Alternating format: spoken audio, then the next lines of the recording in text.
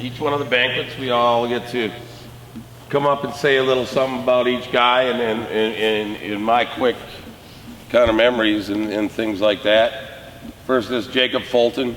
We met Jacob Fulton this year for the first time in our spring league. Went and played with another program. Played with the other program. Didn't have really any college stuff going on. I in contact. I said, come to our camp. We have a camp that we hold at the end of summer every year. A bunch of schools come in right away. Madison College fell in love with them. I think you almost pretty much committed that day or the next day, right? You have Jacob Fulton, the left-handed hitting outfielder that can really, really, really hit the baseball. I think that if Jake was in our program since he was younger, that he would be, a little higher level. But it all starts now, right? Nothing wrong with starting and getting a chance to get on the field. Jacob Fulton, Madison College. Next is Jake Lynch. Jake Lynch was a spring league guy. Was a fall guy, played with other programs during the summer months, was torn between going what am I, a pitcher? Am I a position guy? I'm a pitcher. I can't throw strikes. Now I'm a position guy. Well, it all comes back when you're left-handed and you can throw the ball like Jake. School will come to you. Jacob Lynch going to Murray State University. This is an interesting one. Colton Bauman was part of another organization up in Appleton that went defunct. All of a sudden they told him after the tryouts, and he's going into his junior high school summer, and he thinks he's going to play on a team, and then it folded, unfortunately. And they called here, and he came down and threw a bullpen, and Brendan really liked it. Brendan was like, yeah, you can spin it, throw some strikes. It's all good, So Jacob comes down, pitches in the summer. McHenry County Junior College ends up liking him. Jacob's got some substance to him. Going on to pitch at McHenry County Junior College. Congratulations, Fulton. Mitchell Alba. Mitch, I'm so proud of you. Got it, man. I mean, when you called and you said that you're committed to Eastern, it was phenomenal. I don't think it's hard for me to look back, but somebody that tried so hard to be to this level. He did football, he did basketball, he did baseball, but baseball is always his passion. Threw the ball hard, hit, played great outfield and stuff for us. But Craig was talking about passion. I don't think there's many of you guys that have the passion that Mitch has for this. Coming in and hitting at 8:30, 9 o'clock after basketball practice and stuff that goes on all winter. Your dad bringing you in, the relationship with you and your dad is special. Mitchell Alba, Eastern Illinois University. Arthur Liebau. Arthur walked in here, I'll never forget this one, came in with his dad, freshman year. Wanted to play. Arthur has a God-given arm. So I said, Artie, come on, man, you can come in here and pitch. Well, Artie defied us for 4 straight years that he's more than a pitcher. Well, at the end of the day, Artie, what are you going to school for? Pitching.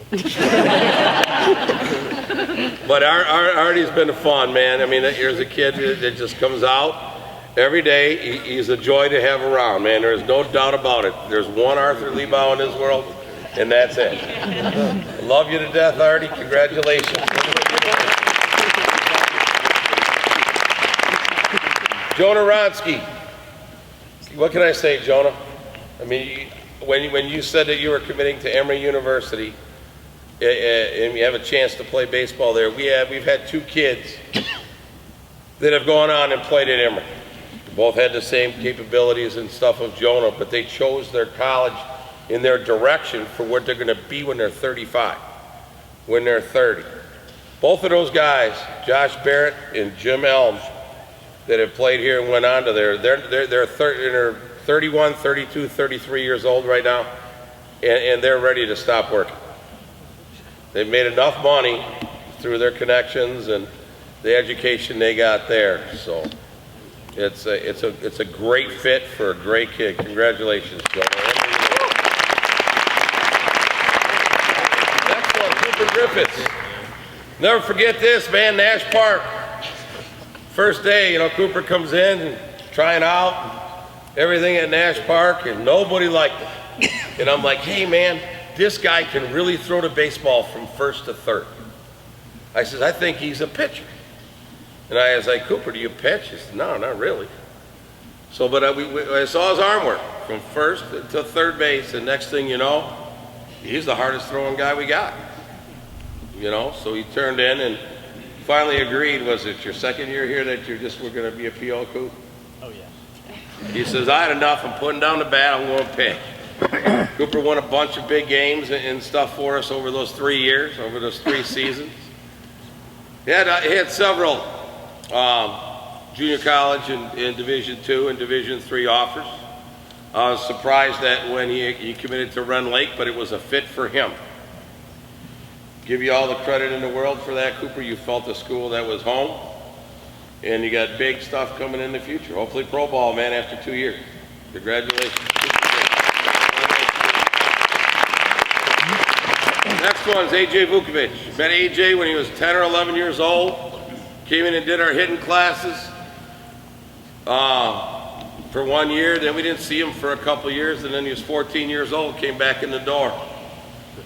Kind of set a plan with him. To head AJ, you got a chance of playing baseball and whatnot at the highest level. So, comes and plays, playing with us in the fall. All of a sudden, we're taking 11 position players down to Florida with the rest of them POs. AJ was a freshman, the other guys were juniors in high school. I get a call from a parent 2 days before we're leaving that says he's not going. So I was like, okay, it's your loss. So I called up, I talked to Melissa. I said, Melissa, we need a second baseman for AJ to come and play second base down in Florida. So we get the flight arrangements, get the hotels and everything. AJ, little AJ at the time, they don't really know us, gets on a plane with us, no parent, nothing else. We just go down and we get to play baseball. Now we land down in Florida, and it's right at the midst of a hurricane. The hurricane is going around Fort Myers, but it's not hitting Fort Myers. The wind is blowing in. Got to be blowing in 70 miles an hour, 60 miles an hour. All of a sudden, AJ gets to the plate, and he caught it at the right time. Now the wind's blowing out at 70 miles an hour. Hits the ball off the left field wall. Next thing you know, you have Vatek, Louisville, Miami, Florida. Everybody else is at the game. 2 weeks later, he's committed to the University of Louisville. So that was goal 1. Goal 2, through a guy named Jared Kellenick, who had opened up doors for USA Baseball with kids out of our program with the help of Jared. With the help of a young man named a scout by the name of Nathan Durst, who has ties with USA Baseball. Got introduced, AJ, to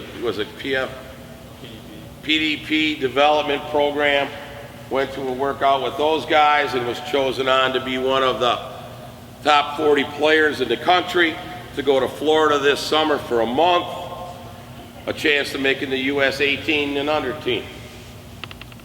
He goes down there, he's the leading hitter in the PDP, ends up getting invited to, in the meantime, gets invited to area codes, gets invited to Perfect Game National at Petco Park, goes on from there, does well in those games, gets invited to the Home Run Derby in the summer, was one of the finalists, gets hit in the Home Run Derby at the All-Star game, has the farthest home run out of anyone that hit that day. Hit the ball out of the park in Cleveland. We were surprised that we heard that. Then, after all this is done, he's got to go to try and make the 25-man roster for USA Baseball. Goes in for another 2 weeks out in California. Does well there, one of their leading hitters. He makes the US team. So now we can go back. We set together a plan. Okay, AJ plays basketball, AJ does this. Time is limited. We just set together a plan. Okay, I'm going to do my defensive work, I'm going to do my hitting work. And the basketball is what I do, but baseball is not going to be taken away. So he reached his goal. Now the next goal for AJ, hopefully come June, is to get paid enough money to bypass the University of Louisville. We've had pretty good luck with some high draft picks in here. Lately it's been good, and our kids have done really well in pro ball. So maybe it rubs off a little bit the success of Stevers and Lux, Kelnick and the other guys, and he's one of the guys. There was a couple guys in here today watching him hit. So hopefully, AJ, we're crossing our fingers. We'll keep working, man. And someday it'll happen. Congratulations, AJ. Okay, next one is Michael Seegers. Never forget Michael. First day he walks in here, we have a Sunday morning class, 8 o'clock in the morning every Sunday morning. Here comes in the kid, man, full stirrups, looking the part, man. I mean, talk about it. It was a game for him. It was a game on this day. He's 14 years old, comes in on Sunday, got some guys in shorts, some guys no. Michael Seegers is dressed in gameplay, ready to go. You know, just a class that we had, an infield class that we played BP games on Sunday mornings. Hits the ball the first time, and I was like, man, I never seen a guy go down to first base that fast in my life. Kind of convinced him through that whole year to hopefully he'll show up at tryouts that fall, and sure enough, he walked in the door, and man, we couldn't have been happier. We had a lockdown shortstop for the next 4 years. You know, it's been great, Michael.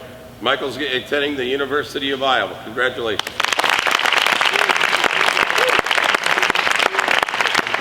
Okay, the rest of these knuckleheads that are all been here since, I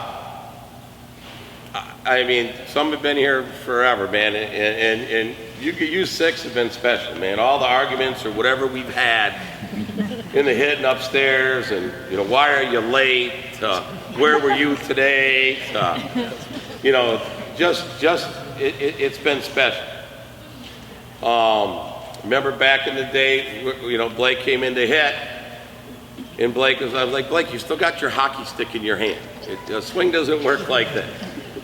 You know, I said, then I would tell Blake, I was like, Blake, man, if you put half as much time into baseball as you do into hockey, man, imagine how good you'd be.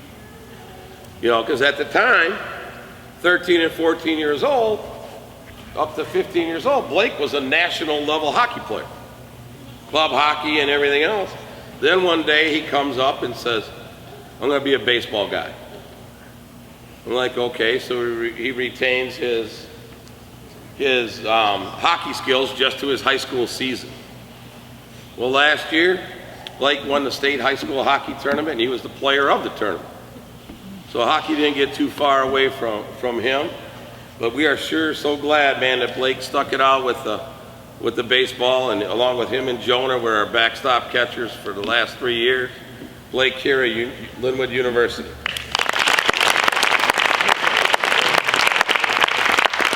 Next is Tommy Lamb, University of Oklahoma. 13 years old, he comes walking in the door, him and Ed. Ed's still one of my favorite parents of all time. Tommy walks in the door, a little guy like this, comes and throws the baseball, but his arm is huge. I'm like, that's about as easy an arm as it gets.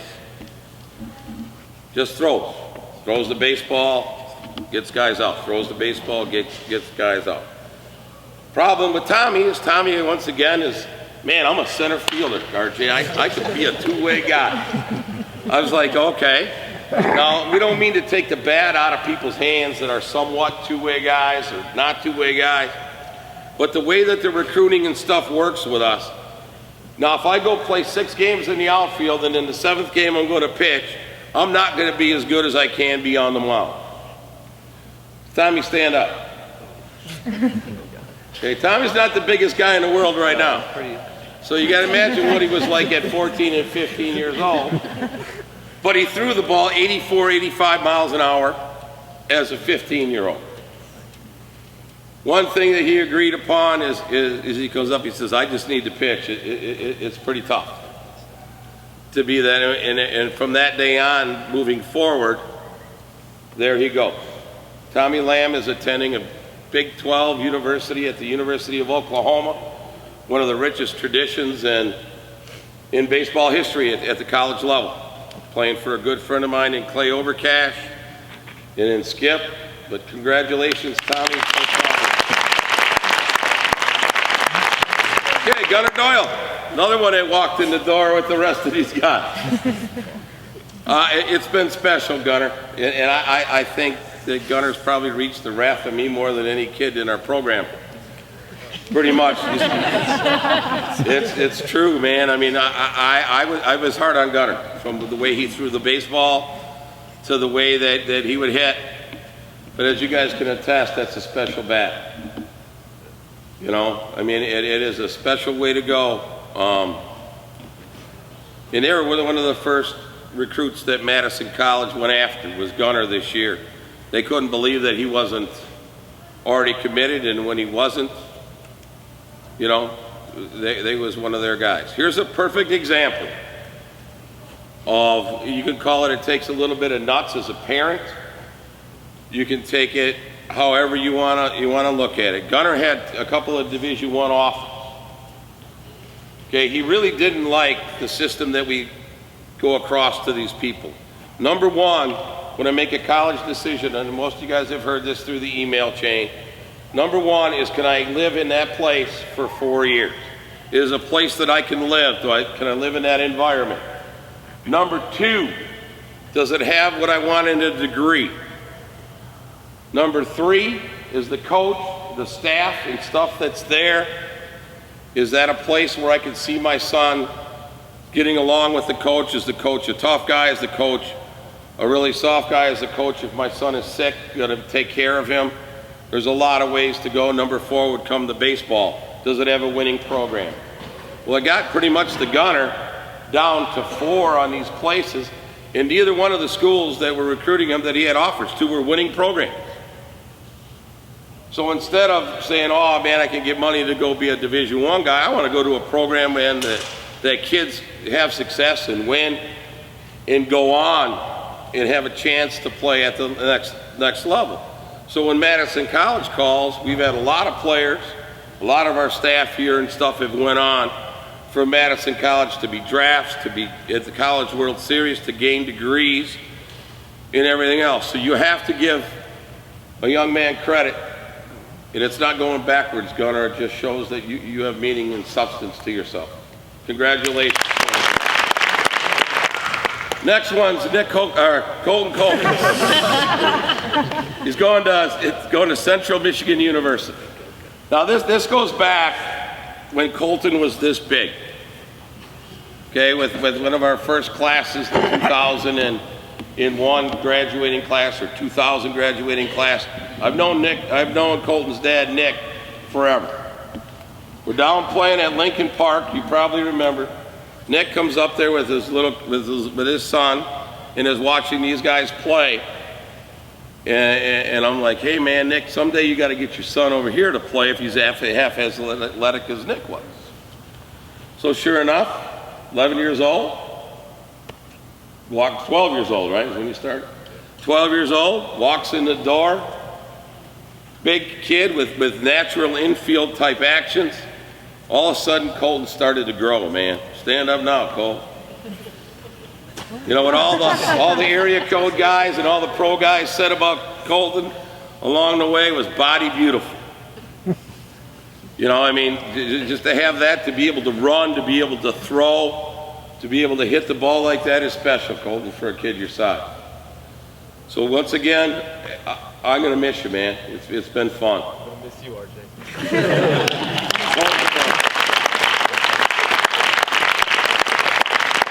All right, the next one is Eric Otto. Eric was another young man that entered here at 12 years old. Okay, I had the pleasure one spring, Gunnar, Tommy, Blake, and TJ and these guys, and Colton, as our high school coach, or our coach for that age group, was still playing college ball or still coaching at the college. I don't remember what it was. So I got to roll with these guys for a few weeks.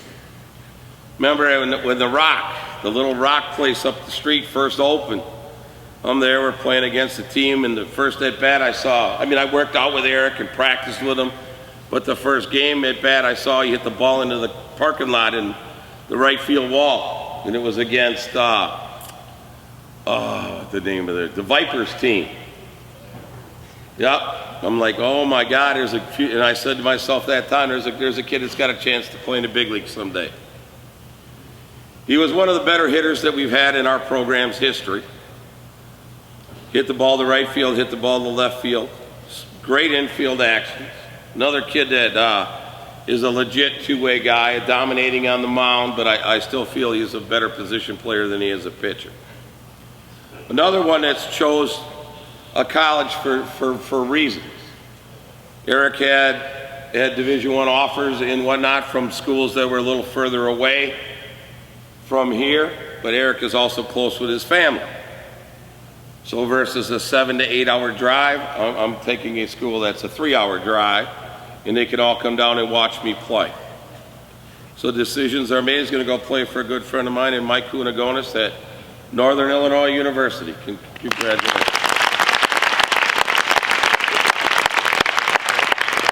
All right, the last one we have here. This young man played on our 10-year-old team with the team that was here 2 years ago for their signing class. So he played 8 years old, then he played 9 years old with the 10s, then he played with the 10s and things going on. I remember talking to his dad, Todd. He said, man, why don't we keep pushing TJ up? Why doesn't TJ go play with the older guys this year? He says, no, we got a whole new team. You know, and that team that he's on is pretty talented. So TJ at 10 years old walks in the door, and there is no other 10-year-old that we have still in our program from TJ's first year. I got video. TJ taking ground balls with Gavin, with Levy, with Owen Miller, and all those guys at 7 years old. Ian Choi, these guys, remember that night? Yeah. It's a special night. Well, TJ's been a leader. I have a picture that's on my computer, guys, of kind of what brings the baseball world and stuff into here and the fun that these guys have. And it's the Seegers and TJ. Middle of the field, just smiling.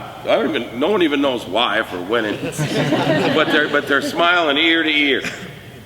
And those two guys have been the staples of our infield and the infield practice and the stuff that we can attest with you guys. In the Sunday practices were second to none. It was easy to work with you guys. Simple. Then I'm watching, and Jennifer can attest to this. I'm watching Game Changer, and I'm watching the games being played. We have a baseball game, and you can talk about the recruiting world and what it takes to play, man, what it takes really to play in the determination of what we have here.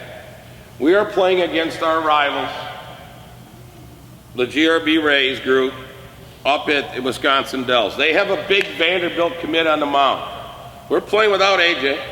AJ's still with USA Baseball. We have our 13 or 14 guys there. It's pretty much towards the end of the tournament. How many fans did we have there, Brendan? What's that? Okay, how many of our hitters' parents were there? All right. So we have a game that we're playing.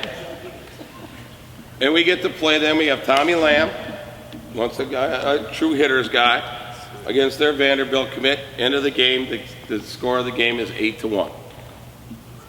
We don't even get to finish the game because all of their coaches get kicked out. I mean, that would never happen here. Every one of their coaches, and we were on the verge of getting that. So they win that event, you know, which is great. Then they're playing at Grand Park. Once again, we have a small roster. Blake Carey's pitching. Right? Jonah Roski's pitching. Everybody pitches there. We get to our 9th game. And through the 4th inning of the 9th game, we're winning. And honest to God, we don't have pitching. Everyone's done. But they end up going and losing in the semifinal or the final game of that tournament. Then the next week, we go to Iowa, get to the end of the Final Four of that again. So this group of guys, they go on a roll of 24-2. You know, that's incredible at what we do, fellas. It just shows the determination and the pride that you guys have in our program. You know, without that, you know, you guys may have just said, I'm going to go home, I'm done. You know, but you guys play. This group also, not that we need to bring it up too much, also had 4 other commits that pretty much played here, learned how to play here. Ben Wigman, who left our program, is the University of Louisville. George Klassen, who left this past summer, is going to the University of Minnesota. Sebastian Kloss is committed to Rock Valley Community College. And Reese Lawler is another one that is committed to University of Iowa. Just to mention them. But you guys, the 2020 graduating class, man, you guys have been one of my favorites. I'm proud of you, fellas. All right, the next thing, guys, you guys go help yourselves to food, drinks. You know, we'll just start to work off the tables. There's plenty of food for everybody. You guys feel free to eat. Before you guys go there, I need to get a picture with you and Mr. Council, please. You guys stand right over back here. Come on. Guys, right back here.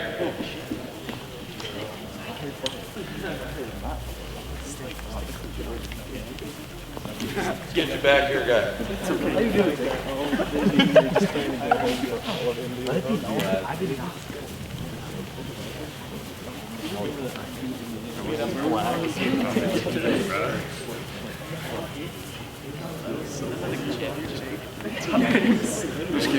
Figure out, that's good right there, man. Let's figure out how we get to stand and get you guys in here.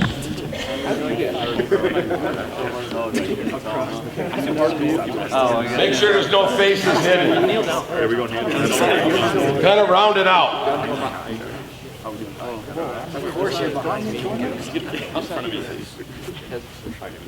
We'll be able to get it. Yeah.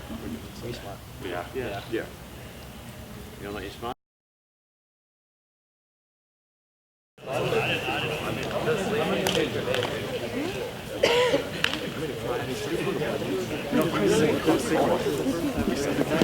The guy like kept reading the name tag in front of him.